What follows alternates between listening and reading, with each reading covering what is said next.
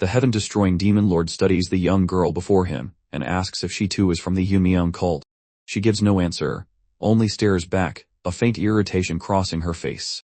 He shifts his stance, settling his weight without noticing that his boots grind into the carefully laid flowers beneath him. Her eyes narrow at once, her gaze locking on the crushed petals, fury flickering beneath the surface. One hand on his waist, he looks down at her and remarks that she must indeed belong to the cult. So young, he muses, yeah, already one of them.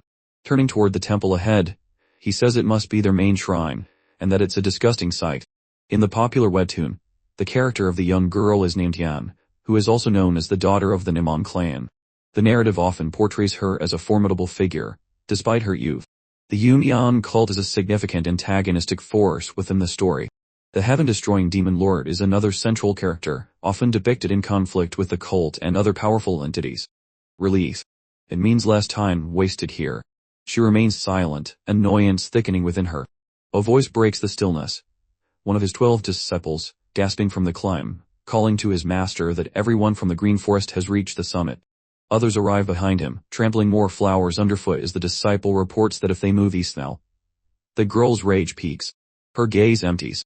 Veins rise along her skin, and a dark red aura seeps out, heavy and cold. The heaven-destroying demon lord begins to speak, ready to scold his disciple. But a killing intent cuts through the heaven-destroying demon lord so sharply that the words die in his throat. He turns. The girl stands alone, her aura flooding the mountain top. Pressure ripples outward in silent waves, sweeping the disciples into the air like leaves, leaving only him standing. A few try to resist, but the next surge throws them off their feet. Panicked shouts erupt, vanish into the wind. He stands unmoving, the invisible weight pressing against his chest until a thin cry escapes him. He asks what kind of killing intent this is. Her voice, cold and distant, breaks through the trembling air. Leave. Eyes burn red, a fog-like aura coils around her. She repeats herself, quieter, more absolute. Leave this place. He stares, thoughts racing behind his mask of calm, her hidden presence, her control of martial energy, the indomitable spirit behind that small frame. She must be a grand demon general. Worry threads through him. If the human cult has reached such a state, it would defend themselves by any means. Facing her without a divine relic weapon would be reckless, and he, Eon Jioka, alone possesses one. Avoiding conflict may be the only sensible path. That may be the only sensible path, says the Green Forest's main patrol to Nimon Yan, the daughter of the Nimon clan. He continues, staring at her furious and blank expression. The future prospects of Miram are quite talented. Unlike those two, all you're doing with that talent is being a foot scrubber for the Union cult. He expresses that it's a shame to see such talent rot. Stepping closer, his voice slow, he offers her a chance to leave the Union cult's cold shadow. Come to the Green Forest, learn true martial arts. He then reveals his sword, grabbing onto its hilt. Now standing right in front of her with his sword fully drawn, he smiles and promises her a family. Come to the Green Forest and learn true martial arts, he repeats. Smiling proudly, he advises her not to regret things belatedly and to take this opportunity while she can, stating that this will be her first and last chance to become family to the Green Forest. He asks her to choose. She only stares back, silent, the storm inside her deepening until the silence itself feels like the edge of a blade.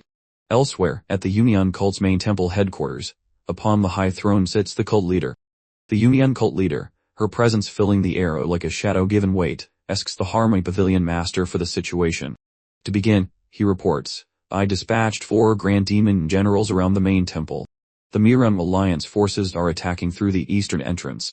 Bowing his head, he adds that Kong Sempi alone is facing 5 mirror masters, including Yanji. Seeing that the heaven-destroying demon lord isn't present, he suspects the Green Forest will enter by another path. The cult leader replies that the Green Forest are like beasts. It's natural they choose a secret path rather than a direct assault. She orders increased surveillance on the outskirts and to prepare thoroughly for an ambush. The Harmony Pavilion master assures her not to worry. They expected this, which is why they expanded surveillance and sent grand demon generals sensitive to presences at the outskirts of the main temple. The cult leader begins to sit upright as the Harmony Pavilion master continues, saying that even if it's the Green Forest, they won't be able to avoid detection and invade this place. Having sat up properly, ready to stand, the Yumian cult leader tells him, yes, since the Green Forest has come to our headquarters, they are simply mice in a trap. Now standing, her aura fills the room as she says, even if the Alliance bastards notice, it'll be too late. With dead, cold eyes, her aura floods the room, turning everything red as she adds, "They'll come to realize soon enough that they've entered a tiger's cave themselves." Meanwhile, at the Imperial Palace, warriors stand together on the left side, spears raised and ready for combat. A voice speaks with deep thought, saying that they don't know what kind of reasoning this is. Still inside on the right side, another group of warriors has banded together with swords drawn and blades ready. The same voice continues, stating that whatever His Majesty desired, they offered their one body and embraced it all. Sitting upon the throne is the speaker, a woman who, with a playful smile, asks if there is now nothing more His Majesty wants from her. She continues, saying that she changed the fate of the man who was supposed to die before reaching 20. Yet, she asks, is this how he repays her favor? She sighs, calling it a shame. His Majesty, standing at the center of the gathered warriors with his gaze slightly lowered, replies, "Favor." He then asks if there is truly anything she hath ever bestowed upon him. He tells her that she has made a puppet of the royal family her entire life by holding his life hostage. But now, he says, it's pointless. He calls her by the title known throughout the palace, the 8th Imperial Divine Mother. Then, with a serious look, he raises his gaze, staring straight at her as he discards that title. "No," he says, "I should call you by your true name, Yumiyoung Cult Leader, Heavenly Demon King." She laughs as if toying with him. As expected, humans have no manners. "How dare you speak my name so recklessly?" She releases a massive surge of energy that surrounds her like an orb and pushes the nearby warriors away. A vanguard warrior leaps forward in disgust, calls her a bastard, and demands, "How dare you do that to the Emperor?" This is treason. The Emperor remains calm and admits, "I have pursued eternal life and neglected the foundation of the state, the people." Now bringing his hands together, he says that the people's voice is the voice of God, the foundation of power, and that he has only now realized this. The Emperor declares that the voice of the people is the voice of God, the very foundation of power, and that he has only now realized this. "How could I have ever called myself the Emperor?" he asks. Placing his hands together and closing his eyes to pray, he admits that his past foolishness in moving the Imperial forces to attack Miran was wrong. He vows to correct his perspective and condemn his own evil. A nearby warrior attempts to strike the heavenly divine demon, demanding she repent with her life. However, the demon merely grins and imbues the warrior's wrist with J. 10. She scoffs. The chi in the warrior's wrist detonates destructively, shattering the ground and hurling the woman backward. The Emperor listens as the heavenly divine demon explains that she had intended to put the Jang under her control to appease him, but she never expected someone so full of greed to suddenly find enlightenment. Gathering energy in her hand once more, she declares she will respond to his arrogance in trying to stand against her. With a twisted grin, as the chi energy builds, she proclaims, "I'll show you that the end of those who stand against the Yumiyoung cult is demise." Meanwhile, in the Valley of Death, the Alliance warriors shout that their opponent's morale is collapsing, and order an accelerated assault on the Yumiyoung cult. "There's no need to be afraid any longer," one cries. The Heavenly Sword Supreme, still locked in battle, roars for the Alliance to charge and sweep them all away without hesitation. His opponent, Kong Sanangbi, struggles against the Heavenly Sword Supreme and curses the situation. He recalls that the Imperial forces were supposed to attack the Alliance from behind by now, and wonders why there is still no news from them. Worry, he thinks that he may have no choice but to transform. But then he remembers that if he transforms, he'll have to forget the humiliation, because he won't be able to receive the cult leader's favor anymore.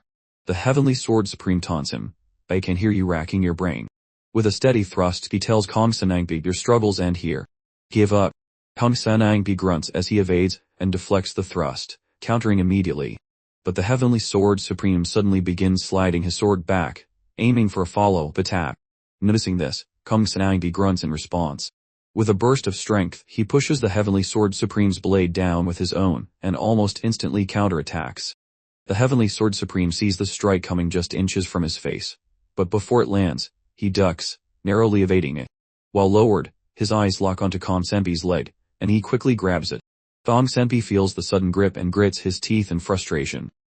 Then the Heavenly Sword Supreme flings him by that leg, using him to strike the ground with crushing force. Kong Senpi grunts in severe pain. Still holding his blade with one hand, the Heavenly Sword Supreme raises the other, his sword ready to cut Kong Senpi down without remorse.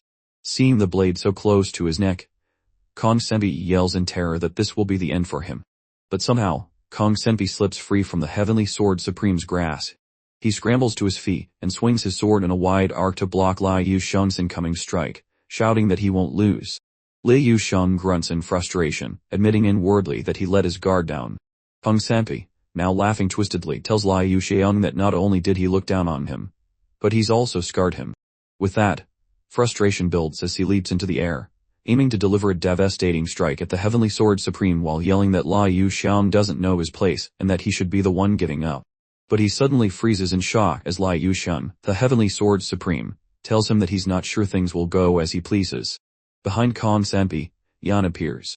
She closes in quickly and lands a clean, powerful hit on him before he can strike Li Yuxiang, opening a deep wound that sends blood spilling. Kong Sanpi stumbles back, his eyes going blank as he coughs up blood in pain. Still standing his ground, he clutches his bleeding chest, groaning in agony and cursing under his breath. Li Yuxiang, the Heavenly Sword Supreme, now smiling proudly, turns to Yan and says that he knew the Nangam clan's martial arts were incredible, but he still can't help being amazed by her achievement. Then he calls out to her, daughter of the Nangam clan, Yan. Yan turns to look back at him and says that she apologizes for arriving late. She was delayed dealing with the monsters. Landing behind her, she asks how his body is, and he replies that as she can see, there's no single scratch on him. He adds that if he'd let his guard down a bit more, he could have lost his head. Almost reaching her, he says that for her to have swept through all those monsters in such a short time, it just makes the new upcoming fighters of Murin keep surprising him. Kong Sanpi, still clutching the wound on his side, curses again and calls her a damn bitch. He then begins to wonder how he, a genius of perception, didn't sense her presence at all. As he racks his brain, his face grows pale. No, he thinks, refusing to accept it. He mutters to himself that he was just too focused on facing one of the 10 great masters, so his senses must have dulled. Looking at her radiant and commanding presence, he tells himself inwardly that even if she has a divine relic weapon, there's no way he'll die to a young child like her. With a resigned sigh, he says that he wanted to save this for later, but now he has no choice. Li Yuxiang adjusts his shoulder, and shrugs that nothing can be done about age, to feel tired from a mere battle like this. Now with a serious gaze, he calls to Yan. She looks back at him, and he tells her that he'd like to ask something of her. Standing side by side with her as both their auras surge, he makes his request, asking if she will kill the Grand Demonic General with him. She replies without hesitation, of course. Kong Sanpi chuckles darkly, and bites into his thumb until it bleeds. I never thought I'd be transforming here, he mutters, then smirks. But fine. I'll play your little games. Releasing a massive wave of demonic energy, he shouts for them to come at him, calling them small fries. He tells them that he'll kindly show them how. However, a tiger's fur suddenly begins falling from the sky. It catches everyone's attention as they turn to look at it. The fur drifts down, landing and bouncing off the ground twice. Kong Sanpi sees it and halts, wondering what it could be. Li Yuxiang also pauses, his eyes narrowing as he thinks for a moment. A landslide. He wonders. But no, that wasn't a blunt sound. Yan stares for a moment, her mind racing until it hits her. Wait, that fur. Looking directly at it, she realizes inwardly that she's seen it somewhere before. A voice carrying immense pressure and bloodlust orders everyone to shut up, scolding them for being too loud. Li Yuxiang and the others feel the pressure and look up in confusion. Kong Sanpi finds it difficult to move, stuttering inwardly that he can't breathe. The voice asks if they are the ones interrupting, then repeats that it's a bother to even ask. Kong Sanpi looks up in silence. The heaven-destroying demon lord appears, battered and bloodied, barely clinging to life. The speaker holds him by the hair while floating and declares they only want to eliminate everyone related to this man. Yan and the Heavenly Sword Supreme, Li Yuxiang, look up stunned. The Heavenly Sword Supreme shouts, Heaven, destroying demon lord. Kong Sanpi also turns, seeing the heaven-destroying demon lord. He worriedly cries out, no, the person releases the heaven-destroying demon lord, and he crashes to the ground in front of his daughter. The girl blanches. Tears gather as she stumbles, stuttering, Father. Seeing him lifeless, she screams, Father, with a voice that cracks the air. The floating figure is revealed, the little girl from the mountain peak. Annoyed, she amplifies her pressure and fury.